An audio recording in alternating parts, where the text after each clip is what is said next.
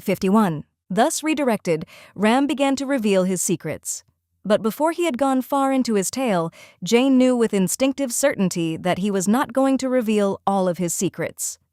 "I knew about the doll," Ram said. "I knew that something about it wasn't right. Kaji and I talked about it, you know." Although his last two words were nothing more than an expression, a figure of speech, Jane wanted to say that of course she hadn't known what Ram and Kaji talked about. Then she would ask Ram if perhaps he and Kaji had been something more than boss and subordinate.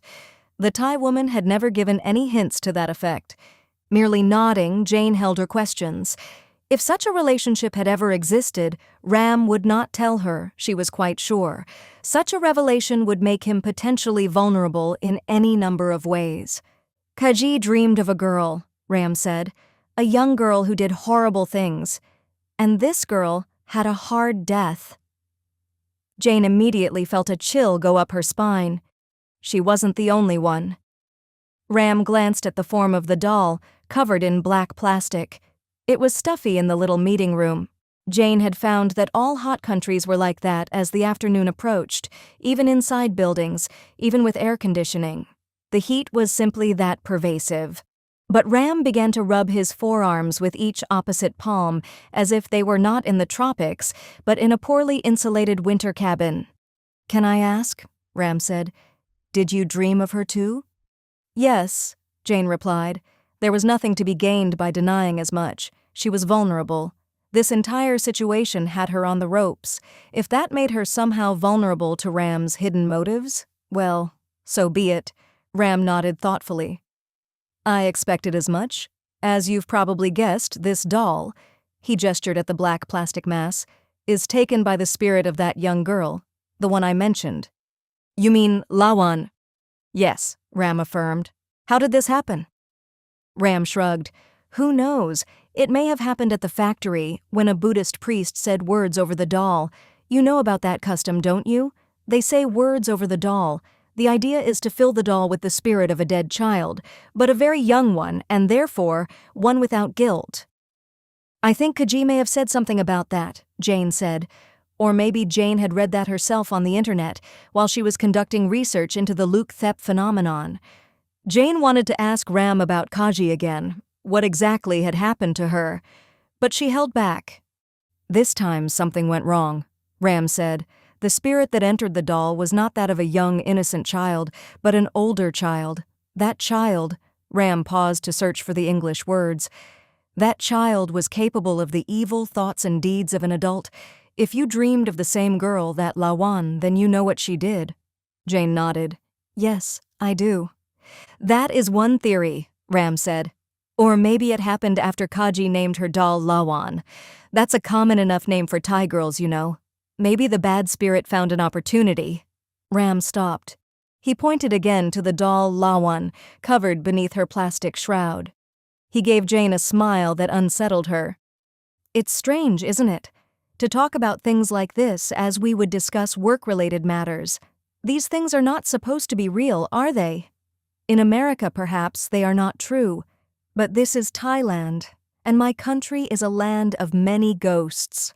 "All right," Jane said. Ram was definitely right about one thing. It was strange to discuss the haunting of a doll in the cool, rational tones that one would reserve for contemplations of data and concrete facts. But had it been any less strange to think about it? And certainly this discussion was no more strange than the many occurrences of recent weeks, the shadowy image in the hotel lobby, the way Lawan could move herself around, and, of course, the death of David. One element of this was not yet clear, however, even if you accepted the basic premises of the discussion. "I understand what you're saying," Jane went on, "and yes, it does make sense to me in a very strange sort of way. Very strange," she added for emphasis. "But tell me, Ram, how did you put all of this together? Because you seem to have figured out more of this than I was able to, and probably more than Kaji could." Ram smiled and nodded, apparently basking in the compliment, however offhand it had been. "The connections I made could have been made by anyone in Bangkok who had knowledge of the old stories. I am of a different generation from Kaji, you see. She knows more about the internet, about American culture and international celebrities. I know more about the old stories." Jane saw no reason to dispute this assertion. She guessed that Ram was perhaps 10 years older than Kaji, 10 years older than herself for that matter. Strictly speaking, that didn't make him a member of a completely different generation, but Ram clearly had a more traditional viewpoint, and his reaction to the supplier change had proven that he was more resistant to change. "Okay," Jane said, "tell me what you know, please." 52. "Outside Bangkok," Ram said, "there is a ruined village that was long ago abandoned because it was rumored to be evil. The village is still there, even though most of it has been taken back by the jungle. That was where the little girl, Lawan, lived. The real little girl. Lawan was born in the early 1930s, and she was a child during the Second World War. Do you know about Thailand and World War II, Jane? No, I suspect you don't. No Americans know that, I've been told. You know about Okinawa and Saipan and the Philippines, but not about Thailand. If you're an American, you probably think that Thailand didn't exist during the war, but you're wrong. That was a horrible time for Thailand. Our country was torn apart. The Japanese had conquered everything around us. They had taken Singapore and most of French Indochina, right next door to us. They wanted Thailand, too. There were some Thais who wanted to join with the Japanese. They saw the Japanese as liberators. Thailand, unlike Vietnam, Cambodia, Laos, and Burma, never became a colony of the British or the French. But many Thais feared colonization by Western powers. The Japanese, some of us believed, would protect Thailand from this fate. Ram laughed ruefully. They were wrong, of course. When the Japanese took over French Indochina, they made the Vietnamese stop growing rice so they could grow crops the Japanese needed for their war against the British and the Americans. Many people starved in Vietnam because of the Japanese. Did you know that?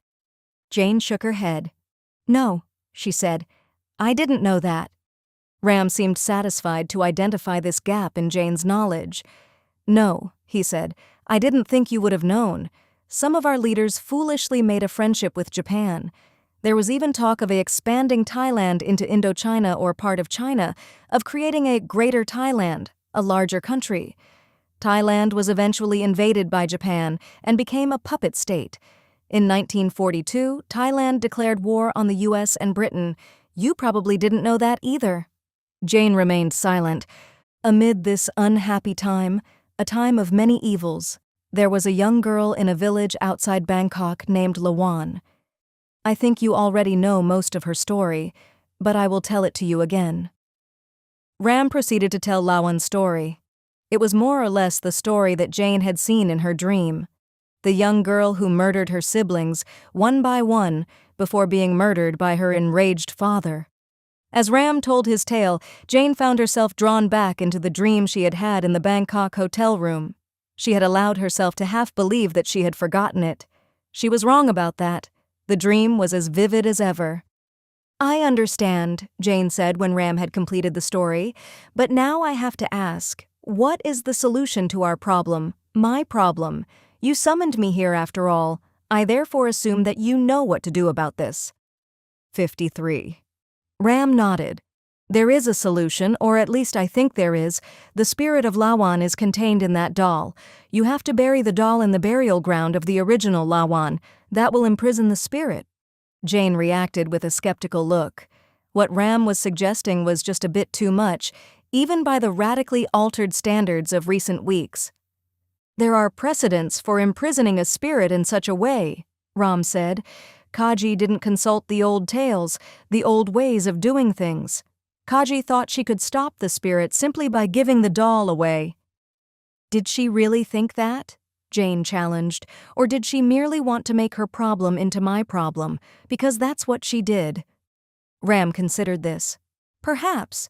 Kaji was not herself near the end. Near the end? What did that mean? Was Kaji dead? Had she committed suicide? Jane wanted to ask, but she sensed that she would get no more from Ram than he was willing to give. As I told you before, Jane, Thailand is a country of many ghosts. We have many different kinds here in Thailand. There are the Pitai Ha, which are ghosts who died in accidents. The Phi Pu Thao appears as the likeness of an old man. Some ghosts are violent. The Phi Am is a spirit that sits on a person's chest in the middle of the night. Others are frightening to even look at, like the Phi Hua Kat. That is a male ghost that walks about on dark nights carrying its head. There are many others I could tell you about. Thank you, but perhaps another time. Jane had no interest in immersing herself in supernatural folklore. At present, there was only one Thai ghost she was interested in, and she wanted to be rid of that ghost, as soon as possible, and forever. This burial ground you mentioned, I assume that Lawan was buried near her home, in that old village. But if the village doesn't exist anymore, then how do I find it? And how do I identify the exact location? I know how to find the ruined village, Ram said. It has become part of the jungle again, but it still exists. I can take you there. I don't know the exact spot where the girl Lawan was buried, but I can take you close enough. I don't suppose I could convince you to take the doll and bury it for me, Jane asked, already anticipating a negative answer. Ram shook his head. I'm sorry. Since you accepted Lawan, she belongs to you now. You are the one who must imprison her.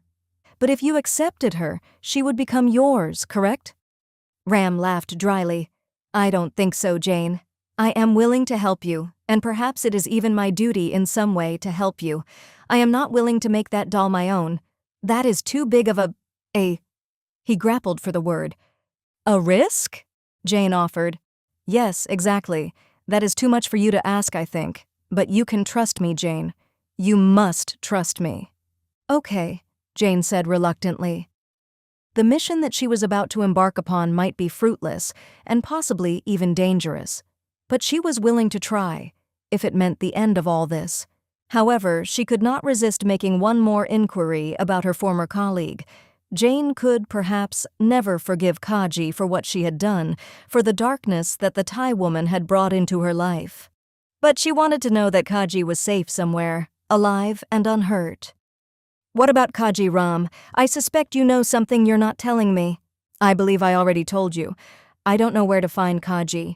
But who knows, you may see her in the ruined village. It is possible that Kaji is looking for Lawan's burial site too. Now, we do not have much time to do what we need to do, so listen to me. 54. A few hours later, Jane was waiting outside her hotel in the glaring afternoon sunshine. The humidity was stifling. The air here in central Bangkok was fetid, heavy, and choked with smog. Jane knew that she looked out of place, and it was not simply that she was an American woman. Thais in Bangkok were quite accustomed to the presence of foreigners. Nor would Lawan even have attracted much attention. The doll was still covered in black plastic, resting now on the sidewalk at Jane's feet. The doll might have been anything. That uncertainty alone might have aroused suspicion in some cities, but not generally in Bangkok, and Jane knew that she did not look the part of a terrorist. The problem, rather, was the way she was dressed. In this part of the city, business attire or tourist clothing dominated among non-Thais. But Jane was now clad in loose khaki pants and hiking boots and a tan-colored safari shirt. On her back was a knapsack filled with bottled water and other essentials. She also wore gloves. Ram had told her that she would be doing some digging before the day was over. All of these items were new, right down to her socks. Ram had insisted that they go on their highly unusual mission today, even though a large portion of the day was over. He gave her a quick verbal list of the items she would need. Jane returned to her hotel and purchased these items from a nearby mall at inflated prices. She barely looked at the prices. Time was of the essence. Ram had told her that he would pick her up outside her hotel in less than 2 hours. And now, as she was jostled by passers-by, as she listened to the incomprehensible babble of the Thai language all around her, Jane wondered if Ram was going to show up. She glanced again at her watch. Ram was almost 20 minutes late. Ram had revealed a genuine knowledge about the doll, about the long-dead girl named Lawan. How else could he have repeated back her dream to her, practically verbatim? But could she trust him? Jane wasn't sure. 5 more minutes passed before she heard the blare of an automotive horn. There were traffic sounds all around her, of course, but this one caught her attention because it was uniquely persistent. This wasn't simply a quick communication between drivers. This was intended to get someone's attention. She turned in the direction of the horn. She saw Ram behind the wheel of a red SUV, one of the smaller Toyota models. He was parked in the adjacent hotel parking lot. The parking lot was tiny and cramped for its purpose, even by urban standards in Asia. Ram was blocking traffic into and out of the lot. Once Ram saw that he had Jane's attention, he brusquely motioned her forward. She complied, walking at double time toward the SUV. She almost left Lawan on the sidewalk. Remembering that the doll was the entire purpose of this afternoon's trip, Jane lifted it and tucked it under one arm. She received a few more strange looks from pedestrians and drivers along the way. Jane imagined what those around her must be thinking. What was this strange Farang doing, walking through the middle of Bangkok dressed in bush gear? Sure, Thailand could get a little wild out in the country, but Bangkok was as modern as any city in the region. Didn't this Farang woman know as much? Was she trying to make a statement, attempting condescension perhaps with her attire? And what did she have in that black bag? Jane opened the front passenger side door of the SUV. Ram nodded at her and said, "Please get in. I can't stay parked here in the middle of everything. Other drivers will get mad." "You're late," Jane said, "almost a half-hour late." She opened the rear passenger door and threw the doll in the back seat, along with her knapsack. Then she climbed inside the SUV. 55. Ram drove the SUV through the crowded streets of Bangkok. He had to navigate a sea of subcompact passenger cars, mopeds, pedestrians, and overloaded flatbed trucks. These last were also smaller than what Jane would have seen on the streets of Detroit. Ram turned perhaps half a dozen times down a maze of streets before he reached the on-ramp to the expressway. Jane didn't have to ask for a clarification. Their destination lay far outside Bangkok, in one of the remote districts. The expressway was nearly as congested as the city streets for the first few miles. Then, when the skyline of Bangkok was some distance behind them, the road opened up and Ram gunned the accelerator. Jane avoided looking at the speedometer. She knew that a precise knowledge of their speed would only disturb her. Today she was putting herself in Ram's hands in more ways than one. They were traveling even faster now. On either side of them, jungle hills, small ramshackle settlements, and rice paddies flew by in a blur. Forcing herself to ignore the danger, Jane again asked Ram about Kaji. "So Kaji just went AWOL from the company?" "AWOL?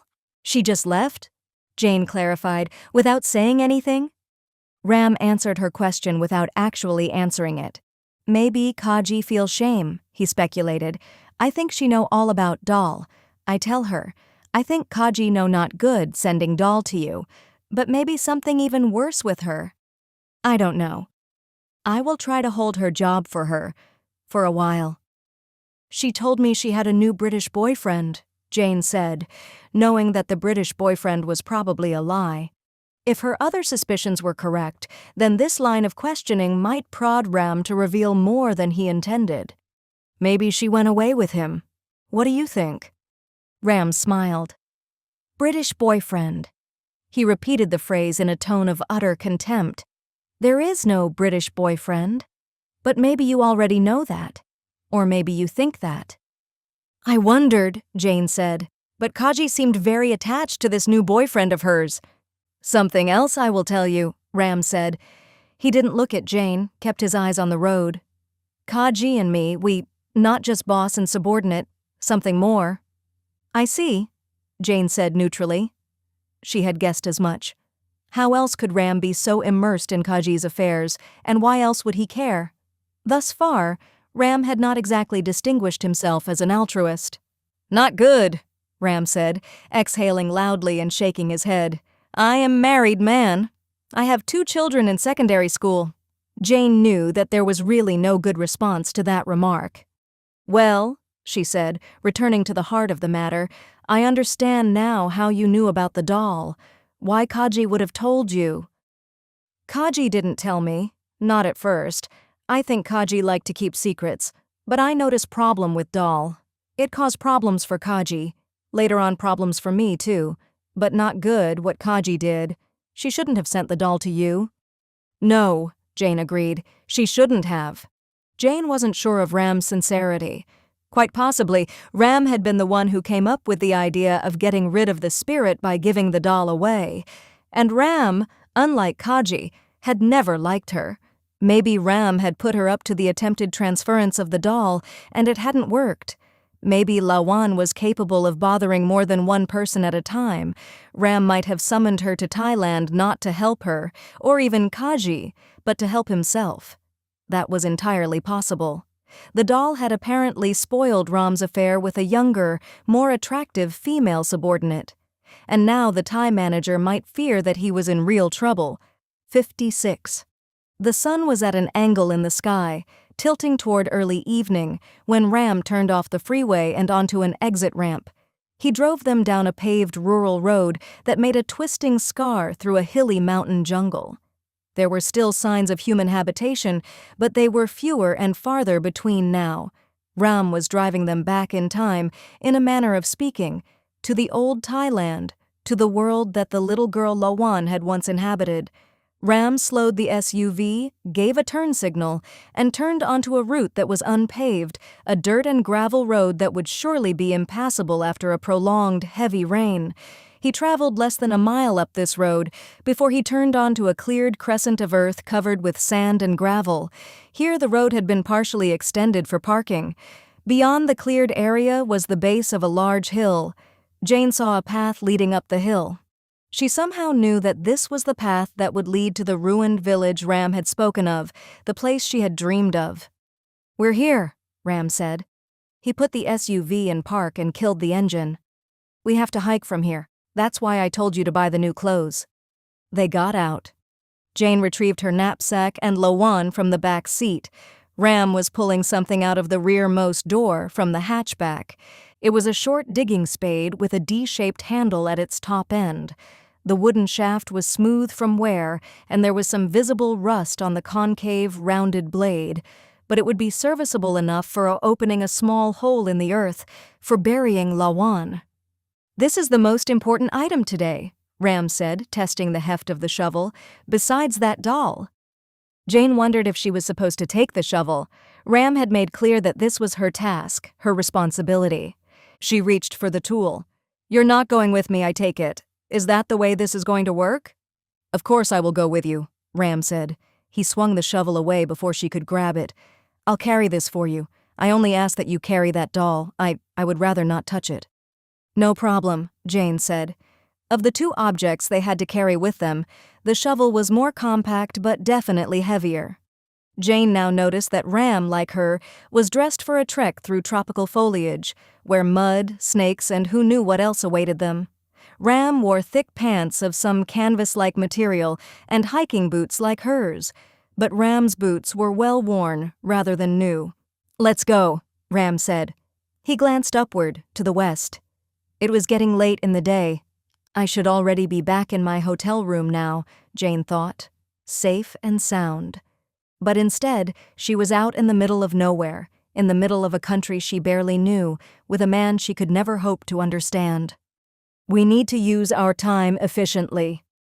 Ram closed the rearmost door of the Toyota. There was something about his manner that was even gruffer and more clipped than usual. Had she offended his honor somehow by suggesting that he would send her alone on her mission? Or was Ram merely as nervous about this as she was? With Jane carrying Lawan and Ram carrying the shovel, they set off. 57. The path to the village involved an initially steep uphill trek. Jane and Ram climbed the winding dirt path. On either side of them was waist-high elephant grass. The scene and the walk reminded Jane of some of the Vietnam War movies she had seen, Platoon and Casualties of War. Unlike the soldiers in these movies, she and Ram would likely face no human enemies. Whether the spiritual forces at work here could do them harm was an open question. She could not forget what had happened to David. "What's that?" Jane asked. She saw a large human face poking out from a tangle of vines just ahead of them. She quickly realized it was a statue. "The Buddha, of course," Ram said. As they passed by, Jane took note of the crumbling artwork. Beneath the layers of vines, moss, and decay, it was possible to discern the form of the Buddha seated atop a stone dais in the classic lotus position. The statue was slightly larger than life-size. Someone, long ago, had doubtless put a lot of effort into crafting it. Now it was being reclaimed by the jungle. Another 20 years would pass, and there might be no visible traces of it at all. There was no winter or fall in Thailand, at least not in the North American understanding of the seasons. The jungle grew and spread inexorably throughout the year. They walked onward and upward. Until they reached the Buddha, the path had been quite steep. Now it was more of a gradually rising slope. The shadows lengthened. Jane had brought her watch, but she hesitated to look at it. She did not want to be out in this place after dark, but that now seemed inevitable. Little gnats buzzed around her face. The humidity did not abate despite the hour. Jane was in reasonably good shape. She still enjoyed residual benefits from the athleticism of her high school and college days. Her schedule at TRX took priority over exercise, but she still made time twice or thrice per week to use her overpriced gym membership. Jane wasn't used to exercising like this, though, climbing up a hill via a dirt road with a stranger she didn't trust, coping with the inhospitable climate and the insects, not to mention the fact that she was wearing hiking boots that hadn't yet been broken in, and she was lugging lawan, a light load when moving a short distance, but a real burden on a hike like this, and the fear, yes, the fear. Although she had been afraid many times in recent weeks, this fear was different. She was walking toward something. She was walking into the lair of Lawan, not the doll she was carrying, but the real Lawan. The angry Lawan who had killed her siblings, and probably David. "Oomph!" Jane said as she stumbled in a rain rut that cut a deep swath across the path. She righted herself by throwing her weight backward to compensate. She forgot for a moment about the knapsack, and that unaccustomed weight nearly caused her to take a pratfall in the opposite direction. Ram was striding several paces ahead of her. He was 10 years older, at least, than Jane, and he did not look athletic, save for his thin build, typical of almost all Thais.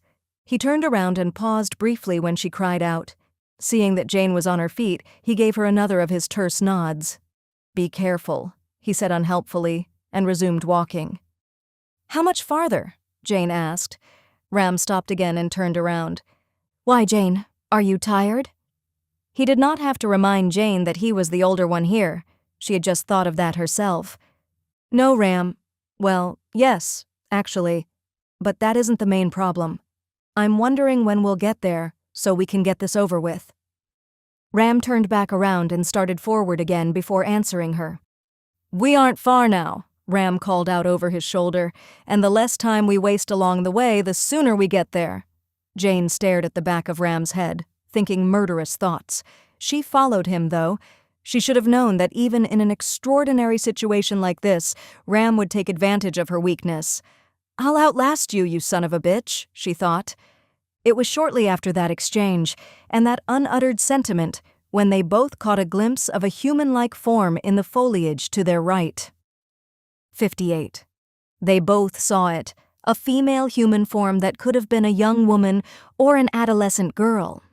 Jane remembered the apparition she had seen in the hotel lobby in Detroit, the shadowy figure that she was sure had been Lawan.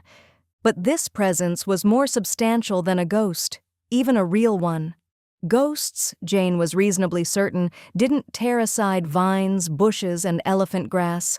This female figure was dressed in indistinct dark clothing. It was difficult to see much in the failing light. Jane saw a head of shoulder-length black hair pull back into the undergrowth. Ram, who was closer to the place of movement, called out, "Kaji, wait!" Jane was taken aback. She had been thinking about ghosts. And why not, given recent events? She had not thought of encountering the far more mundane presence of Kaji out here. "Was that Kaji?" Jane asked Ram. "Why would she be out here?" Ram whirled around. Jane could read a mixture of emotions on the Thai man's face: anger, frustration, and outright panic. "I don't know," Ram said. "I don't know if that was really Kaji, and no, I have no idea why she would be here. But, Ram cut her off. Please, Jane, stop asking so many questions. Jane was about to tell Ram that of course she had to ask questions. She was out in the middle of a wilderness, hiking toward a supposedly cursed village to bury a doll that was, by all indications, haunted. Now she had caught a glimpse of someone who might be a ghost, or might be her missing coworker. She wanted answers. What else could Ram expect? But she would not get any answers from Ram, at least for now. Without any explanation, Ram dropped the shovel in the middle of the path and went after whomever was in the foliage. "Ram!" Jane called out. She walked quickly up to the point in the path where Ram had been. Her initial intention had been to go after him. She paused at the edge of the dirt path. The jungle that Ram had disappeared into was thick and shadowy. It was no place to enter casually. Jane called out his name again. There were various signs of activity. Dark branches moving back and forth, leaves twitching about against the fading evening sky, the sounds of vegetable matter being broken and stepped upon. She heard Ram call out in a high-pitched voice, speaking Thai. Clearly he was not addressing Jane. He sounded furious or terrified, or possibly both. Ram's next utterance, also in Thai, was cut off by a sickening, wet crunching sound. Jane heard something heavy drop to the earth beyond her view, breaking branches and disturbing the surrounding leafy mass on its way down.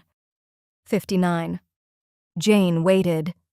There was a sudden silence, broken only by the insects and birds that were announcing the fast-approaching night. She was almost afraid to speak, but then she found that she was beyond fear. "Ram!" she called out into the jungle. "Can you answer me?" There was no answer, no acknowledgement of her inquiry. Once again, she contemplated going after Ram. That would be the valiant thing to do, of course. Like her, Ram had seen something. And rather than waiting on the trail to assess the situation from a safe distance, he had plunged in. Now he was obviously in trouble, perhaps beyond salvation. "I need to go after him," she thought. The jungle 2 paces beyond the path was an impenetrable wall. The opening that Ram had created was already all but indiscernible. The jungle had closed back in around him. The jungle had swallowed him up. There was a thick, wet snapping sound. Jane had an involuntary image, a human neck breaking, Ram's neck. Then she heard a low-pitched growl, the flash of eyes back in the vines and bushes, at about the height of a young woman or girl in a crouching position, a quick glimmer of a face. The face withdrew behind a mass of leaves before she could get a proper fix on it. "Kaji!" Jane called out. "Lawan!" She grasped that she was either in a completely different reality now, or she had gone completely insane. By all the rules of probability and logic, the face in the bushes should not have been Kaji's, and it couldn't have been Lawan's. Lawan was many years dead. There was no answer, but there was a dragging sound, something heavy. The foliage audibly resisted. Leaves rustled. Branches cracked and popped. Another growl, human, yes, and female, but by no means normal. "Ram?" she called out again. Futile. She knew, both by the evidence before her and what she could surmise, that Ram was not going to answer her. Ram was not going to speak to anyone, ever again. That snapping sound. That had been fatal. She could, of course, still do the valiant thing. She could go after Ram's killer. But that was really out of the question, wasn't it? Jane knew that she wasn't that kind of a person. Simply being here, on this trek to bury the doll, had already tested her to her limits. She wasn't cut out for this sort of thing. There were more dragging sounds. The only good news was that the dragging sounds were moving in the opposite direction, away from her. She was now faced with a difficult decision. By every sane and normal standard, she had a responsibility to return and summon the authorities. A man had been killed here after all, but that course would still leave the doll unburied, wouldn't it? Ram's murder, like David's murder, was quite possibly an evil act done for the purpose of preventing the burial of the doll and the subsequent closure. One thing was certain. Whatever inhabited Lawan possessed its own malevolent intelligence, and it was not helpless. And if she returned now to the world of the ordinary, what would she say? How would she explain her presence out here? She didn't even speak Thai. and the doll would remain unburied. Lawan, whatever Lawan was, would be free to kill again. Therefore, going forward might be the most responsible course. It might not be the most correct thing to do, and it was fraught with its own risk. But to go forward would be to take responsibility. Whatever she did at this point, no one could call her a coward, could they? Thinking of the doll, Jane suddenly realized that she had dropped Lawan. The doll lay right beside the shovel that Ram had dropped before he'd headed into the bushes to his death. Jane bent and picked up both objects. These items, added to her knapsack, amounted to more weight than she had carried on an extended walk for a long, long time. And she was far from done. She still had to make her way to the ruined village, assuming she could find it, and bury Lawan. That done, she would face the long walk back, alone, at night, in a foreign country. Moreover, whatever had killed Ram was presumably still out there, and it might come back for her. "So long, Ram," she whispered into the near-total darkness as she set off. "I'm sorry about this, I really am. But I don't know what else to do." That said, Jane set off again, wondering who or what might be watching her from the adjacent jungle brush. 60. Jane followed the trail. Whatever other falsehoods and evasions Ram might have told her, he had been telling the truth about one thing. They had not had far to go. Jane needed to walk only about 5 minutes beyond the spot where Ram was, almost certainly, killed to find the ruined village, the village of Lawan. Here Jane's ordeal with the doll would hopefully end. It would have been easy for an inattentive hiker to simply overlook the village. The abandoned settlement was little more than a small clearing in the jungle, and the jungle overran it here and there. None of the old huts were completely intact anymore. The majority were marked by nothing more than raised or depressed sections of earth where their foundations had once been. Then Jane noticed the dark mouth of a hut on the far side of the clearing. It looked different from how it had appeared in the dream. In the dream, the hut had been well tended, and the area immediately around the structure had been cleared. Now the entire hut was leaning sharply to one side. Scrub trees and vines had grown up around it, such that they were likely now supporting it. The hut had been retaken by the jungle, but the hut had continued its existence in a different form.